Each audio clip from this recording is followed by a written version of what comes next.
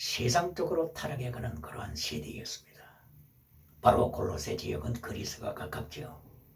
그렇기 때문에 그리스의 타락한 문화, 그리스의 다신론, 그리스의 다원주의, 그리스의 유물론, 그리스의 짐승문화, 이들이 고린도 지역까지 덮쳤습니다. 이리하여 고린도 교회가 타락해 갔을 때 고린도전서 3장 5절 그리고 6절 이하에서 하나님께서 말씀하십니다. 너희가 우상숭배에 빠질 때, 너희가 음행에 빠질 때, 너희가 탐욕에 빠질 때 하나님께서는 심판하신다. 하나님께서는 진노하신다. 골로새서 3장 5절 6절에서 경고했습니다. 하나님의 진노, 하나님께서 징계, 무엇으로 징계하십니까? 하나님께서 무엇으로 징계를 하십니까? 바로 그것이 전쟁, 기근, 전염병, 지진, 짐승, 기후변화, 우박 등등으로 하나님께서는 세상을 징계하십니다.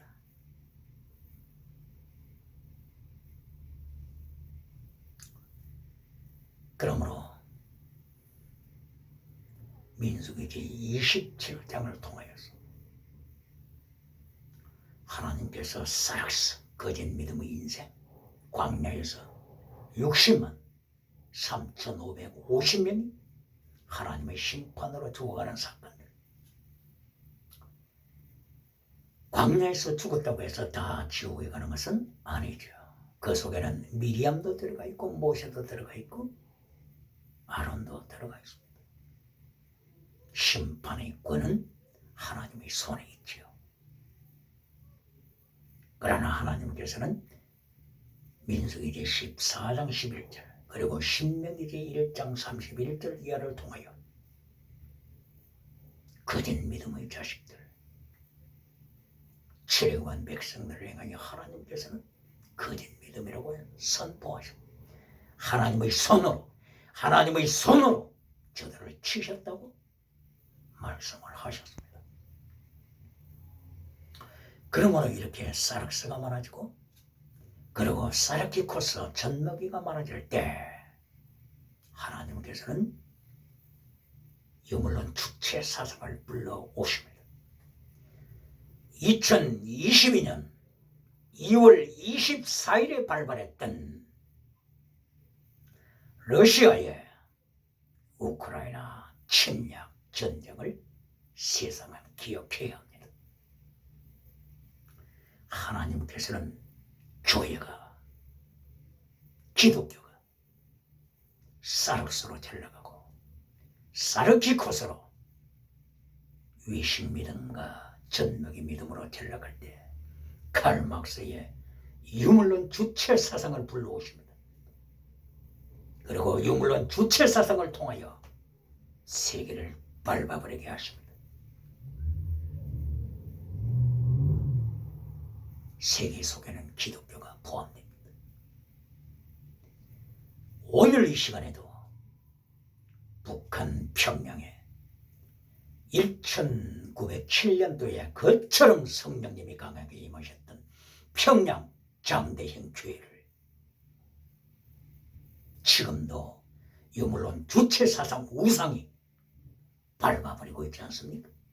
원래 평양은 선교사님들이 한국에 파송되어 왔습니다. 평양을 집중적으로 선교했습니다. 그리하여 평양은 한국의 예루살렘으로 축복받은 땅이었습니다. 1885년도 은두더 선교사님, 아펜셀라 선교사님, 인천 제물포 항구를 통하여서 바로 그것도 부활절에 대한민국 땅을 밟았습니다. 평양을 선교하고 서울을 선교하고 그리고 저 강주지역 전라남도 강주지역에 유진별 선교사님 미국 남장로교에서 파송했던 유진별 선교사님 그리고 오인 의사 선교사님 그리고 포세이도스 의사 선교사님 그리고 린턴 가문의 선교사님 그리고 경북 지역에서는 브라이언 선교사님 그리고 선교사님들 중에서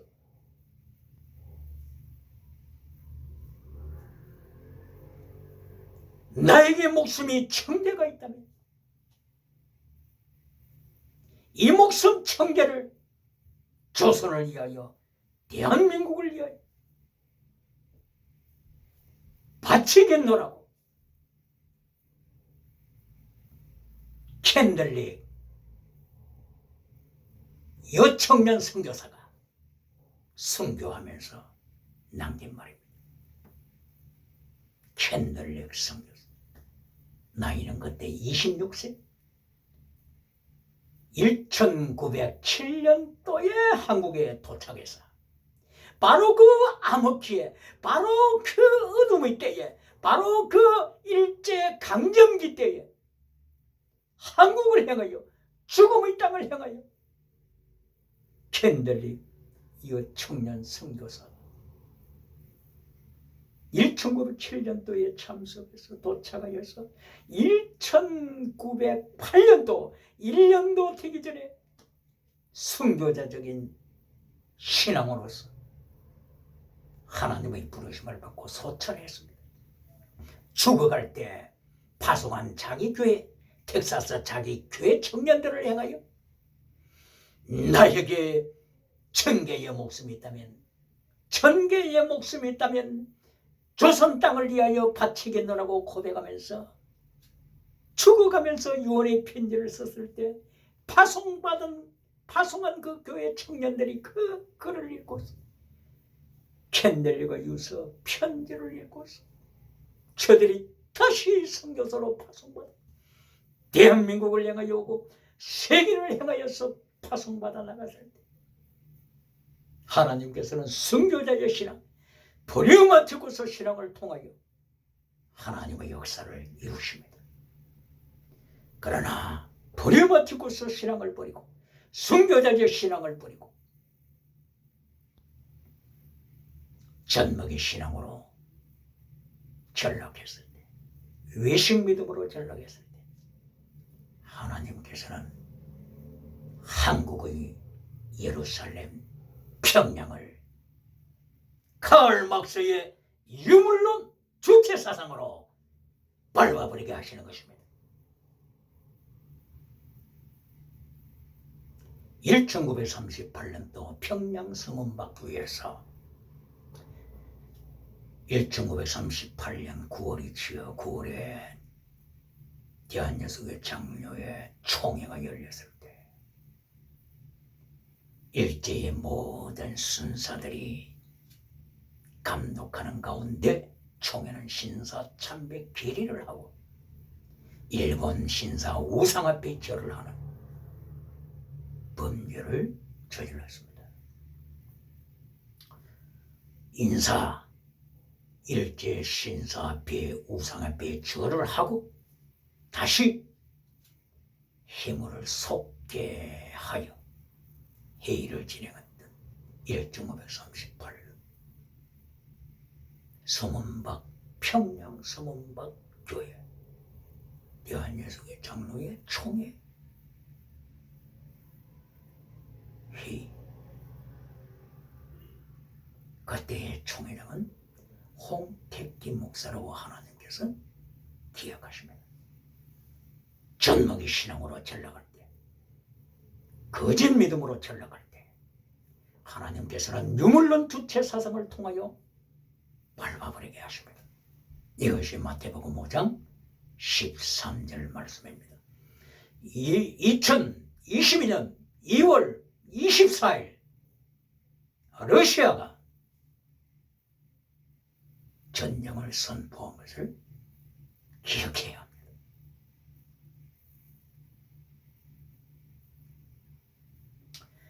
그러면은 이렇게 세 가지 믿음의 인생을 써 죽은 믿음의 인생, 그리고 젖먹이 인생의 믿음에서 회복하는 길이 무엇일까요? 회복하는 길, 이것을 하나님께서는 민수기기 28장과 민수기기 29장에서 말씀을 하십니다. 7대 절기를 통하여 하나님께서 가르쳐 주십니다. 회복하는 길, 프뉴마티쿠스 신앙으로 무장하는 길, 이것을 보시겠습니다. 7가지 절기, 민수기기 28장부터 29장까지 자세히 설명하셨습니다. 7가지 절기가 어떤 절기입니까? 첫째, 6월절 있죠? 무교절 있죠? 그 다음에 초실절이 있죠? 그 다음에 오순절이 있죠? 그리고 나팔절이 있습니다. 그리고 대속제절이 있습니다. 그리고 마지막으로 장막절, 초막절이 있습니다. 이 7가지의 대절기를 통하여 하나님께서는 예수 그리스도를 증거하고 있습니다. 예수 그리스도 출애굽부터 광야로 진행해 나오면서 불기둥, 구름 기둥과 함께 성삼위 하나님으로 동행하신 예수 그리스도를 7대 절기는 증거하고 있습니다. 제1절기 6월절, 바로 그 6월절은 패스오버 피스트 이렇게 말씀하고 있죠. 패스오버, 바로 그것은 지나가셨다. 하나님께서 재앙을 내리시지 않고 지나가셨다. 하나님께서 이집트 제국을 심판하실 때 하나님의 백성 이스라엘 민족을 향하여서는 재앙을 내리시지 않고 패스오버 하셨다.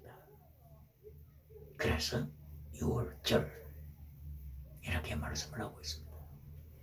이때에 하나님께서는 모세를 향하여서 6월절을 준비하라. 제1월달 열흘째 되는 날에 양을 준비하라. 그리고 14일째 되는 날에 저녁에 양을 잡아라. 그리고 양의 피를 문설주에 발라라. 그리고 인방에 바르라. 인방에 높은 그 인방에 바르고, 그리고 양쪽에 문설주에 피를 바르라. 문지방에 피를 바르라 하는 그 말씀은 없죠. 인방에 피를 바르고 양쪽 문설주에 피를 발라라. 하나님께서 피를 보실 때 패스오버 지나가리라 말씀하신 것입니다. 이 6월절을 통하여서 하나님께서 애굽을 심판하신 내용이 무엇입니까? 애굽을 심판하실 때 첫째, 애굽의 장자를 죽이는 심판이었습니다. 바로 왕의 장자로부터 감옥에 있는 자의 장자까지, 맷돌 뒤에 있는 여인의 장자까지 모든 가정에 애굽의 장자들을 하나님이 심판하고 죽이시는 재앙입니다. 그리고 애굽의 모든 가축, 처새끼, 수컷을 죽이는 재앙입니다. 이 두 가지 재앙에서 하나님의 백성들을 지키신 것이죠. 다른 말로 환원하게 되면 이것은 곧바로 범사복 그리고 건강복입니다. 여기에 건강복이 나옵니다. 여기에 범사복이 나옵니다. 요한 3서 1장 2절 범사복 건강복이 곧바로 출애굽기 12장 6월절 사건 때 나타납니다. 건강복, 범사복을 기독교가 부인해서도 안 됩니다. 여기 한번 보세요. 애굽의 모든 장자를 죽이실 때 하나님께서는 하나님의 백성들 장자를 살렸습니다. 지키셨습니다. 장수복입니다. 건강복입니다. 이것은 하나님이 주시는 복입니다. 그리고 애굽의 모든 가축의 첫 새끼 수컷을 죽이실 때 하나님의 백성들의 가축을 지키셨습니다. 이것이 범사복입니다. 이것이 성공하는 복입니다. 범사복, 건강복, 성공복 이것을 부인해서는 안 되죠. 그러나 뭐가 문제입니까? 범사복의 메시지 결론이 될 때, 건강복의 메시지 결론이 될 때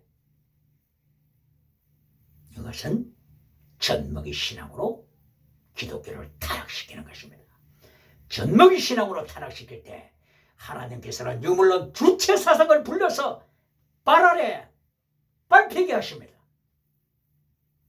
그리고 하나님은 철저하게 예수님께서 심판하시는 마지막 때에 기억을 하시고 심판하십니다. 바로 책들이 펴져 있더라.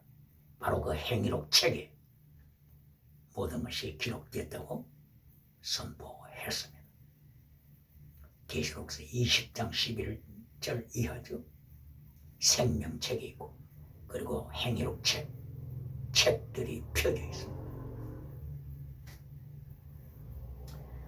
베드로 사도는 기독교가 교회가 세상보다 먼저 심판받는다고 선포했습니다. 베드로전서 4장 16절 17절 이야기했습니다. 심판받지 않고 하늘나라의 멸류관 받을 수 있습니까?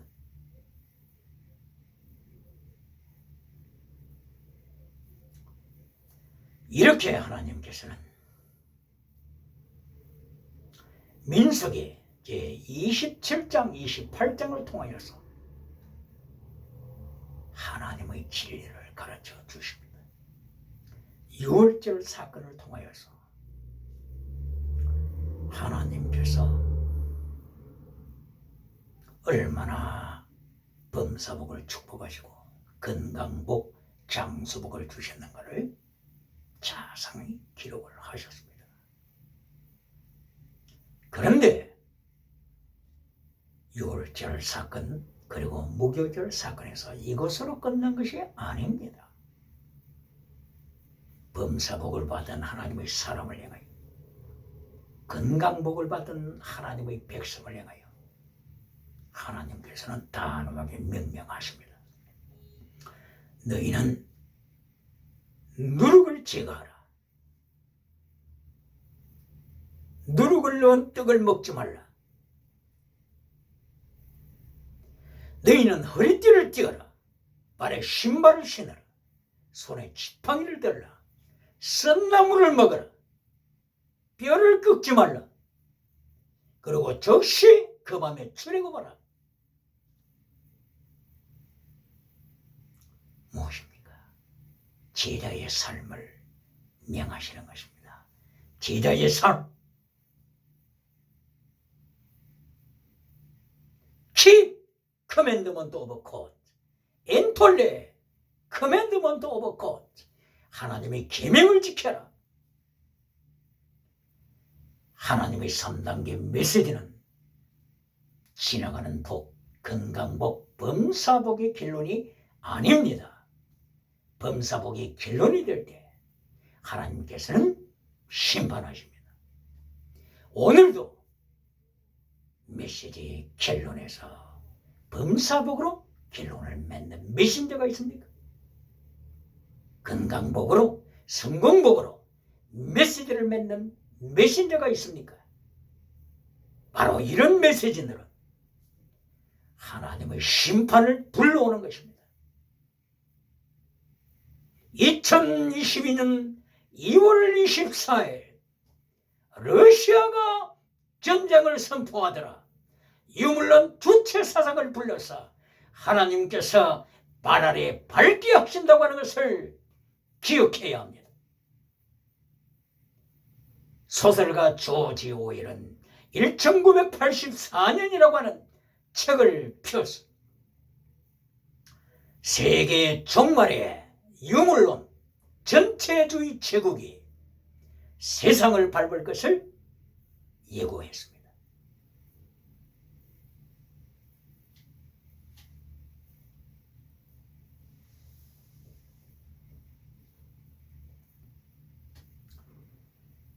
하나님께서는 누룩을 넣지 않은 떡을 일주일 동안 먹으라고 말씀을 하시면서 6월절과 함께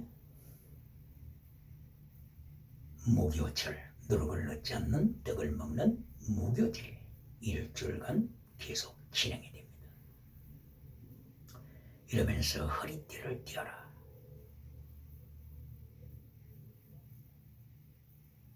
허리띠 첫째, 에베소서 6장 12절 이하에서 진리의 띠,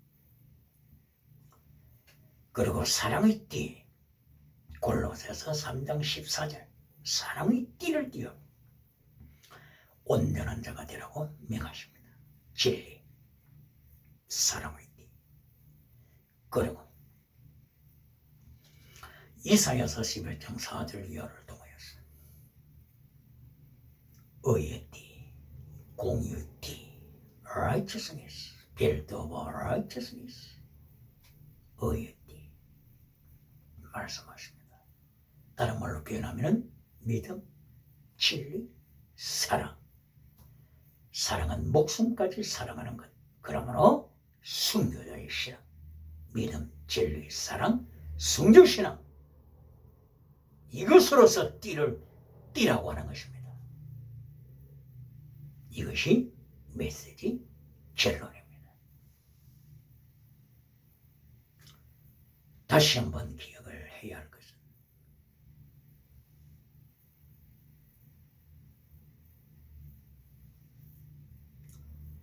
세상의 범사복이 메시지 결론이 아닙니다.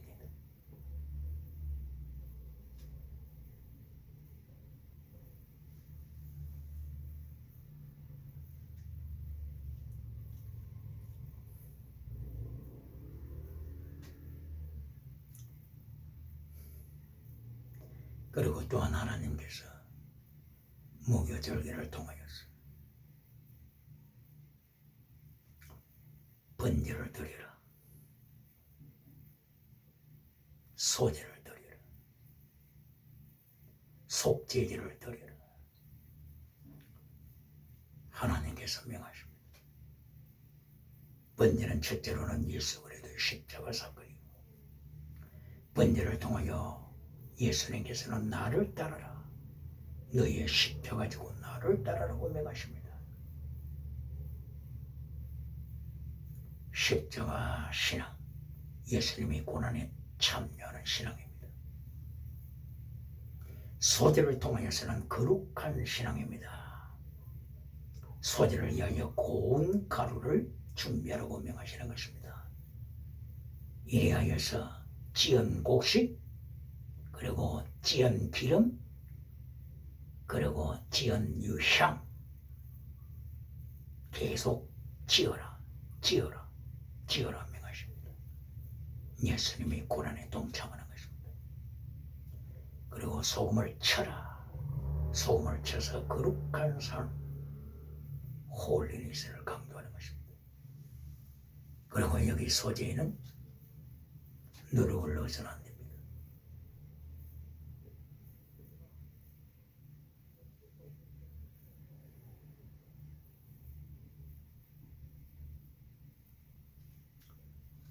하나님께서는 이렇게 6월절 무교절을 통하여서 결론적으로는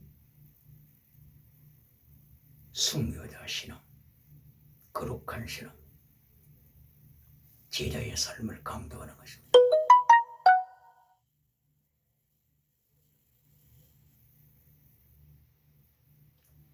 그 다음에 초실절이 나타나죠. 초실절을 지킬 때는 안식일 다음날, 안식일 다음날 지키라고 했습니다.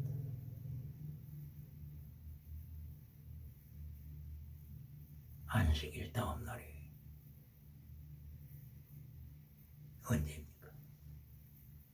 지금으로 주일이죠. 토요일 다음 주일이죠.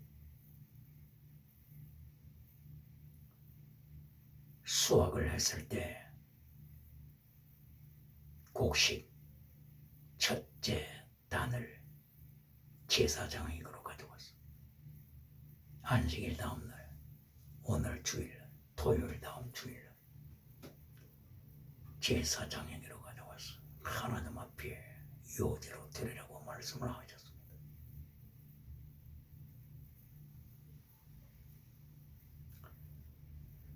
첫 곡식, 첫 열매, 바로 이것은 예수 그리스도를 가리킵니다. 고린도전서 15장 22절을 이하여서 부활절을 첫 열매 예수 그리스도.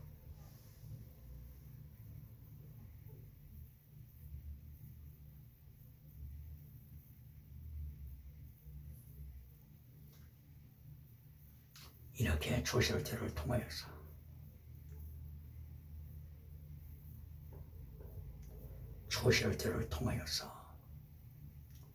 예수 그리스도의 첫 열매를 강조하고 있습니다.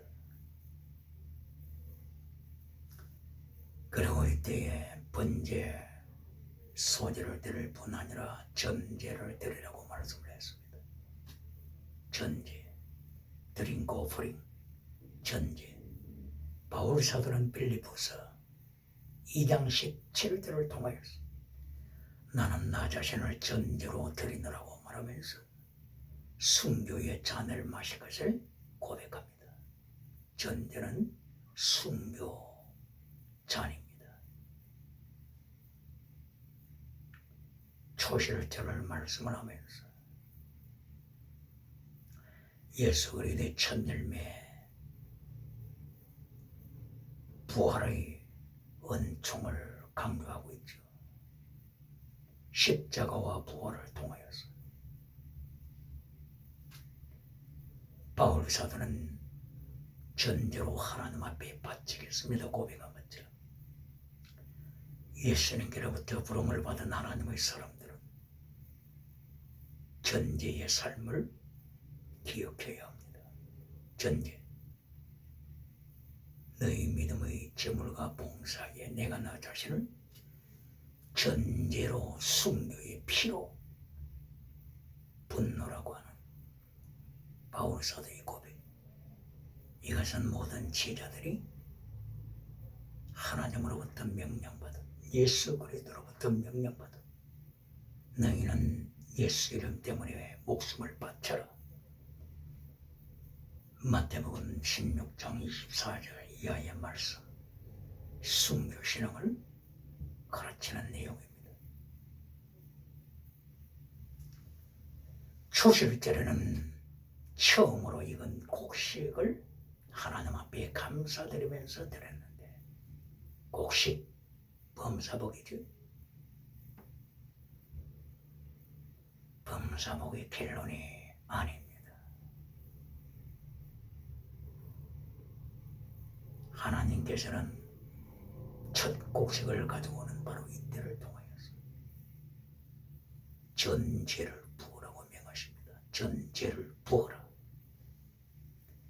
순교자의 신앙을 기억해야 하는 것입니다. 번제를 드리라고 명하십니다. 소제를 드리라고 명하십니다. 순교 신앙, 순교자적인 삶, 거룩한 삶, 초실절을 통하여서 결론이 바로 여기에 있습니다.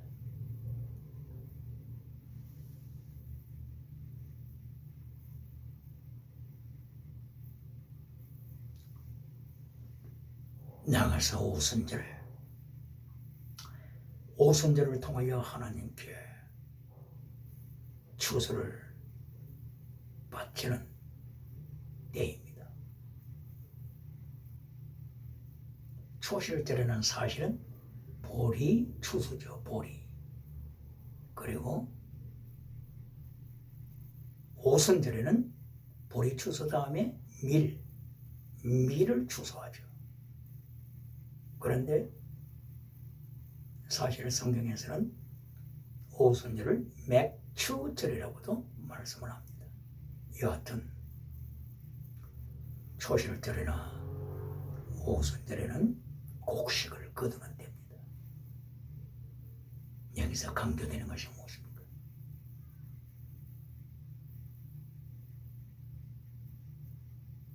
추수하고 곡식을 거두는 범사복으로 끝나서는 아니 된다고 하는 것입니다. 범사복이 결론이 아니라고 하는 것입니다. 오순절을 통해서도 하나님께서는 번제와 소제와 속죄제 그리고 화목제까지 드리라고 명하십니다. 그리고 전제, 바울 사도가 강조했던 순교의 전제를 드리라고 명하십니다.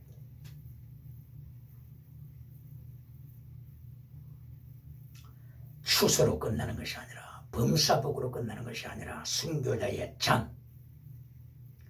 순교의 잔을 부으라고 명하십니다. 빌립보서 2장 17절 바울 사도가 고백했던 전제의 순교 잔입니다. 그리고 7월 1일에 시행하는 나팔을 드리죠. 나팔을 불러 희년을 기억하게 됩니다. 희년은 50년 만에 선포하는 축복의 선포죠. 바로 이 희년을 선포하는 그날에 나팔을 붑니다. 그러므로 희년의 선포는 7월 1일에 선포되는 희년의 나팔 선포입니다. 이렇게 희년이 50년 만에 돌아와서 나팔을 불면서 7월 1일에 나팔을 불면서 자유를 선포하는 것입니다. 빼앗겼던 모든 토지가 다시 나에게로 돌아옵니다. 자유를 잃었던 노예가 자유를 만끽하게 되는 것입니다. 범사복, 건강복 이렇게 희년을 통하여 나팔을 불 때 축복이 선포되는 것입니다. 그리고 나팔을 들은 예수 그리스도께서 재림하시는 것을 선포하고 있습니다. 고린도전서 15장 51절 이하를 통하여 바울 사도는 하나님의 나팔 천군 천사들이 예수님과 함께 동행하여 나팔을 불며 예수님이 재림하실 때 순식간에 모든 것이 변화될 것을 말씀을 하십니다. 육에 속한 모습이 영에 속한 모습으로 변화될 것을 말씀을 합니다. 이래하여 고린도전서 15장 41절을 이하에서는 변화된 모습이 어떤 사람은 태양과 같이 변화되고 어떤 사람은 달과 같이 영광스러운 모습으로 변화되고 어떤 사람은 별과 같은 영광으로 변화되고 또한 어떤 사람은 별과 별의 영광으로 변화될 것을 말씀을 했습니다. 이렇게 나팔을 불어 자유가 선포되고 빼앗겼던 것이 돌아오는 범사복을 받는 것으로 만족하는 것이 아니라 최종으로는 영적으로 변화될 때, 주님 오실 때 변화될 때 가장 영광스러운 변화의 모습이 무엇입니까? 어떤 사람은 태양과 같이 변화된다고 했습니다. 어떤 사람은 별과 같은 영광으로 변화된다고 했습니다. 어떤 사람은 달과 같은 영광으로 변화된다고 했습니다. 이때가 마지막 찬스, 마지막 라운드 기. 이때 승리자가 영원한 승리자가 되는 것입니다.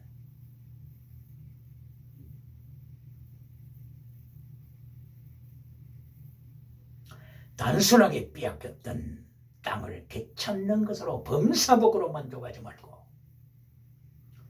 예수님 오실 때 영원한 승리자로 브리오마티코스 신앙으로 무장하는 자, 지나가는 은사로 전먹이라고 전락하지 말고 영원한 은사, 브리오마티코스 카리스마, 이렇게 승리하는 자가 지혜자입니다.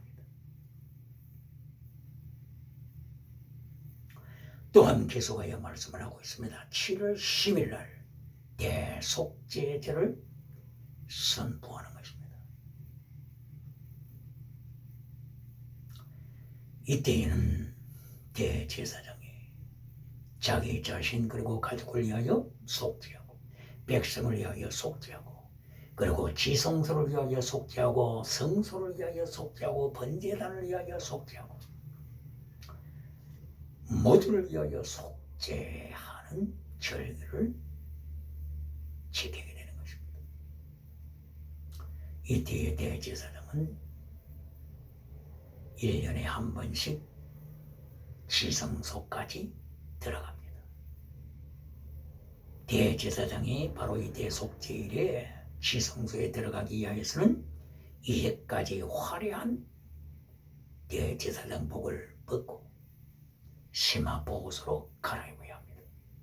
세마포 옷, 세마포 띠, 세마포 관, 세마포로